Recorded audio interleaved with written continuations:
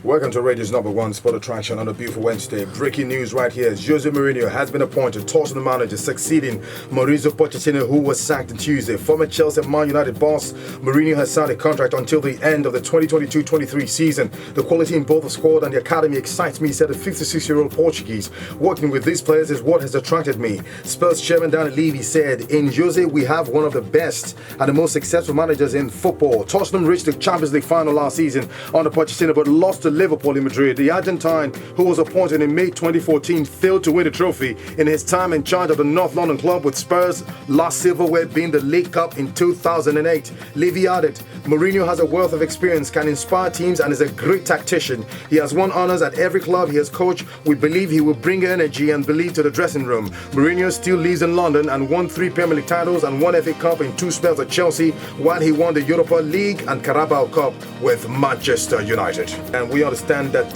Gennaro Rowe at the moment is very pleased with the rise of Victor Osimhen, and he's very, very confident that he is going to do great things for Nigeria. Former Suguru's captain Joseph Yobo has urged Henry Onyekuru to quit Ligue 1 club AS Monaco as soon as possible over the winger's lack of game time. Onyekuru signed for the former French club from Everton after his impressive loan spell with Galatasaray last season. Bayern Munich prepares shock move for 17-year-old Tottenham and Republic of Ireland striker Troy Parrott. "I would love to return." Tottenham boss Mauricio Pochettino reiterates his desire to move back to Spain just hours before he is sacked by Spurs. Aaron Ramsey's double sends Wales to Euro 2020 as Ryan Giggs sees side of Hungary in winner-takes-all clash. Raheem Sterling to be offered a bumper new Man City contract, which will take him close to David De Gea, who earns £375,000 a week as English football's highest-paid player. Holland stars Gini Wijnaldum and Frankie de Jong make powerful stand against racism as they hold their arms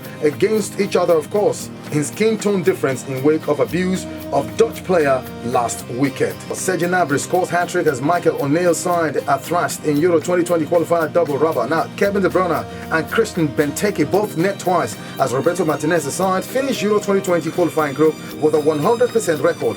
Jamie Carragher urges Jurgen Klopp to rest his first team in all the competitions as they target first team for 30 years. Of course, Luis Enrique makes shock return as Spain boss just months after quitting for his dying daughter, as former assistant and friend who stepped in refuses to go back to number 2 role after being betrayed. Now, Kylian Mbappe's mother tells Real Madrid he will not sign new PSG deal as Spanish giants aim to land £342 million star next summer to kickstart rebuild. Manchester United players told not to go outside when they face Astana as it will be minus 20 degrees in Kazakhstan. Now, Red Bull smashed the world record for the fastest Formula 1 pit stop after taking just 1.82 seconds to service Max Verstappen in his Brazilian Grand Prix victory. Now, Napoli midfielder Fabian Ruiz wants Barcelona to move as Europe's elite class prepare to enter bidding war of £154 million with the Spanish star. All right, this morning we are looking at Tottenham Hotspurs. Jose Mourinho finally taking that job. Some say that was a bad move from the manager. Why did he not think it through? Some felt, look, there was no coming back from that sack. Pochettino seemed to have lost the dressing room, and there were reports earlier, brewing over the past weeks that the players branded Mauricio Pochettino as Big Brother. Big Brother because he doesn't come on the pitch to train with them most of the time. He leaves the training and the warm-ups to do with his other coaches. He sits inside the dressing room and watches the players from a CCTV camera. So they branded him Big Brother.